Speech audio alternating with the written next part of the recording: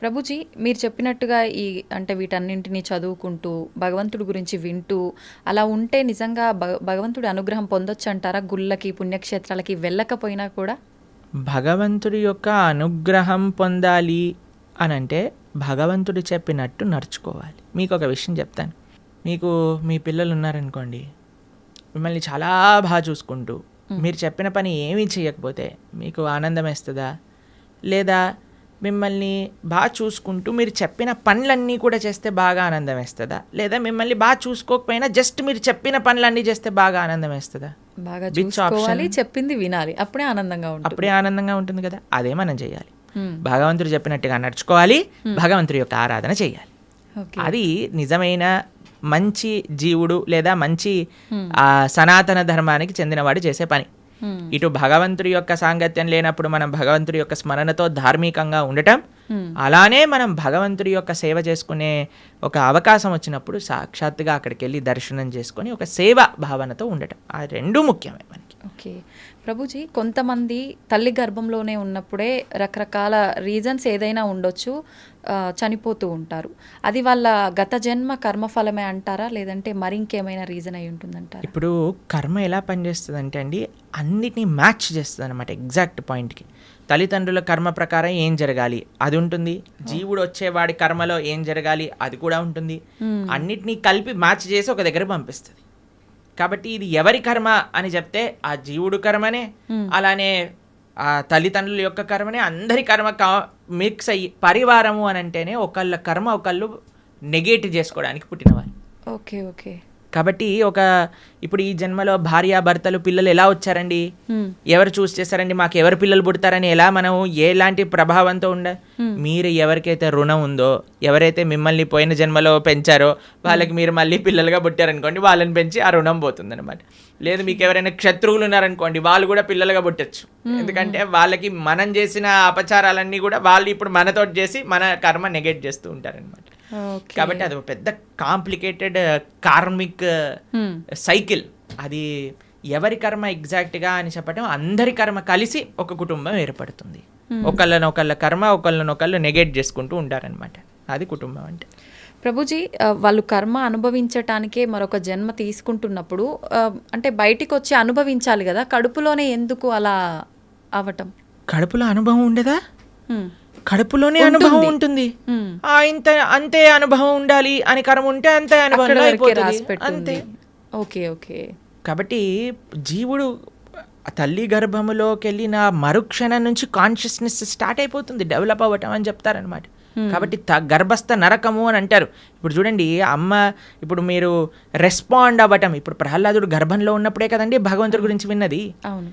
పిల్లలు అందుకే చెప్తారు, ఎప్పుడైతే కడుపుతో ఉంటారో అప్పుడు మంచి విషయాలు వినాలని, రామాయణ భాగవతాలు వింటూ ఉండండి, అప్పుడు పుట్టేవాడు మంచి భక్తుడుగా పుడతాడు అని. ఎందుకంటే వాడి లోపల కాన్షియస్నెస్ ఉంది కాబట్టి, వాడు అనుభవిస్తున్నాడు ఏది మంచి ఏది చెడు. అందుకే అమ్మని జాగ్రత్తగా ఇది తినకూడదు ఇవి తినాలి అని ఎందుకు చెప్తారు అంటే, వాటి వల్ల ఆ పిల్లవాడికి కూడా ఆ రకమైన బాధ కలుగుతూ ఉంటుంది, లేదా ఆ రకమైన ఆనందం వస్తూ ఉంటుంది అని. కాబట్టి లోపల కూడా వాడు అనుభవిస్తూనే ఉన్నాడు జీవి. ప్రభుజీ, భగవంతుడి అనుగ్రహం అనేది ఇప్పుడు మామూలుగా చెప్తుంటారు కదా ప్రభుజీ, మగవారు ఇంట్లో యజమాని చేసే పూజ వల్ల ఎక్కువ ఫలితం ఉంటుంది, కుటుంబానికి మొత్తం చెందుతుంది. ఆడవారు చేసే పూజా ఫలితం అనేది తనకొక్కతి మాత్రమే చెందుతుంది అని చెప్తుంటారు. ఇది నిజమేనా ప్రభుజీ? ఒకవేళ హస్బెండ్ చేసే పుణ్యంలో 50% భార్యకి చెందుతుంది, భార్య చేసే పుణ్యంలో నయా పైసా హస్బెండ్కి రాదు. హస్బెండ్ చేసే పాపంలో 50% భార్య చేసే పాపంలో 50% హస్బెండ్కి చెందుతుంది, హస్బెండ్ చేసే పాపంలో నయా పైసా భార్యకి రాదు. ఓకే. కాబట్టి ఇలా చూసుకుంటే ladies are more fortunate in one sense. కాబట్టి యజమాని ఎందుకు జాగ్రత్తగా నువ్వు ధార్మికంగా ఉండాలి అని చెప్తున్నారంటే, ఎందుకంటే వాడే ఎక్కువ ట్రిత్లో ఉన్నాడనమాట. వాడు చేసిన దానికి చేయని దానికి అనుభవించాల్సింది వాడే, కాబట్టి జాగ్రత్తగా ఉండు అని చెప్పేది. కాబట్టి మనం ఆరాధన అంటే ఏదో ఇప్పుడు చాలా మంది ఆడవాళ్ళు పూజ చేయాలి, మగవాళ్ళు పూజ చేయకూడదు, మగవాడేమో కాఫీ తాగుతూ పేపర్ చదువుతూ కూర్చుంటాడు అనమాట. అది కాదండి. ఫస్ట్ మగవాడి బాధ్యత. మీకు ఒక విషయం చెప్పాలా, వైదిక ధర్మంలో వంట కూడా మగవాళ్ళే చేసేవాళ్ళు, ఆరాధన కూడా మగవాళ్ళే చేసేవాళ్ళు. మీకు ఒక విషయం చెప్తాను, కొన్ని సంవత్సరాల క్రితం కానీ మనం వెళితే చరిత్రలో బయట ఇల్లు ఊడ్చి తూడ్చి ముగ్గులేయటం కూడా మగవాళ్ళే చేసేవారు. మరి ఇప్పుడు ఎందుకు లేదు ప్రభుజీ ఆచారం? మీరు ఉంటే బాగుండేది. బాగుండేది కదా. కానీ ఇట్ ఈస్ నాట్ ఆడవాళ్ళ పని పూజ అనే నోషన్ ఫస్ట్ పోవాలి. ఆరాధన అంటే అయితే మగవాడే చేయాలా కాదు, అందరు కలిసి ఆరాధన చేయాలి. ఎలా అందరూ కలిసి ఆరాధన చేస్తారు అని అంటే, ఎవరైతే ఇంటి యజమాని ఉన్నారో ఆయన భగవంతుడి యొక్క ఆరాధన చేస్తూ ఉంటారు. మరి ఇంట్లో ఉండే స్త్రీలు ఏం చేస్తారు, వాళ్ళు చక్కగా భగవంతుడికి నైవేద్యములు తయారు చేసి, భగవంతుడికి పూలమాలలు తయారు చేసి, భగవంతుడికి వస్త్రాలు కుట్టి వీళ్ళు ఆ సేవని సమర్పణ చేస్తారు. పిల్లలు ఏం చేస్తారు, బయటికి వెళ్ళి పూలు తులసి ఇవన్నీ పట్టుకొని వస్తారు. ఏదైనా రూమ్లో ఆ నాన్నకి అమ్మకి, అమ్మ అక్కడ వంట చేసి ఇక్కడికి వచ్చి అందించి భగవంతుడికి నివేదన చేయడానికి ఇస్తూ ఉంటారు. కాబట్టి పరివారం అంతా కలిసి పూజలో పాల్గొంటుంది. కాబట్టి ఆరాధన ఎవరు చేయాలి అనే విషయానికి వస్తే ఇంట్లో ఉండే పురుషులే ఆరాధన చేయాలి అని శాస్త్రం చెప్తుంది. అలానే పురుషులు ఒక్కడి ఆరాధన చేసేసి ఇంకా భార్య ఏం చేయాల్సిన అవసరం లేదా అంటే, అందరు కలిసి ఆరాధన. ఒక్కొక్కరికి ఒక్కొక్క బాధ్యత. ఒకళ్ళు నైవేద్యం తయారు చేయటం, ఒక పూలమాలలు తయారు చేయటం, చందనం తీయటం, పూలు తేవటం, పుష్పాలు చేయటం, తులసి పదాలు చేయటం, లాస్ట్కి సమర్పణ చేసుకోవటం. అందరు కలిసి చేస్తే అది ఆరాధన అవుతుంది. అందుకే ఆ family that praise together stays together అని అంటారు.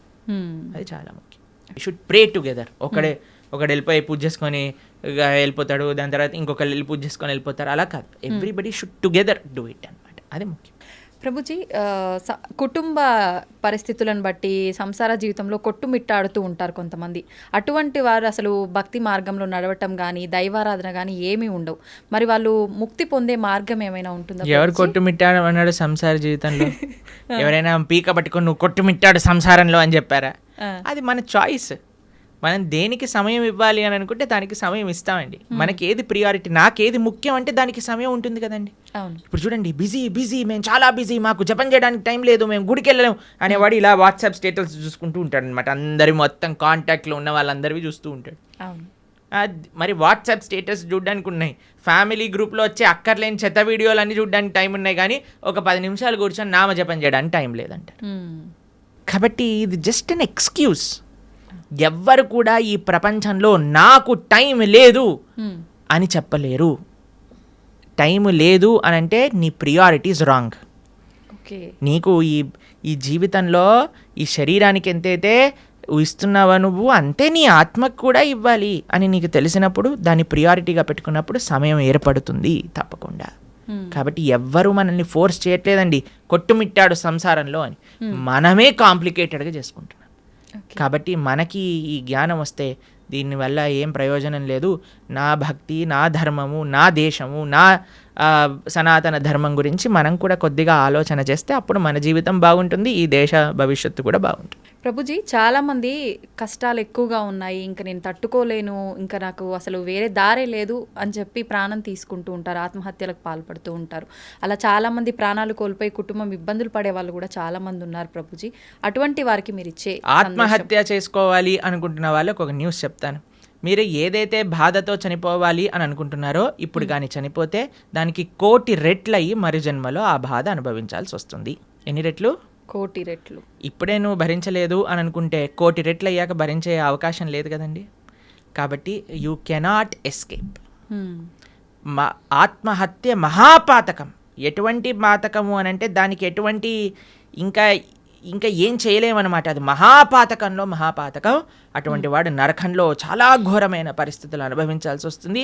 మరజన్మలో ఎత్తినప్పుడు 1,00,00,000,000 రెట్లు ఎక్కువ బాధ ఆ జీవుడికి అదే పరిస్థితిలో వస్తుంది అనమాట. కాబట్టి తస్మాత్ జాగ్రత్త.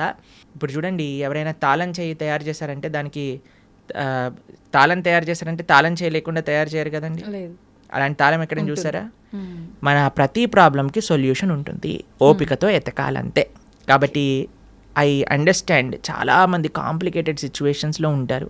కానీ మీరు ధైర్యంగా భగవంతుడి పైన నమ్మకంతో మీరు ప్రయత్నం చేయండి. ఎటువంటి సిచ్యువేషన్ దీనికి సొల్యూషన్ లేదు ఇంకా అనేది ప్రపంచంలో భగవంతుడు తయారు చేయలేదు. మీరు ధైర్యంతో ఉండండి, భగవంతుడు మీతో ఉన్నాడు, మంచి జరుగుతుంది. ఎప్పుడు కూడా ఆత్మహత్య లాంటి విపరీత డిసిజన్స్ మాత్రం తీసుకోకండి.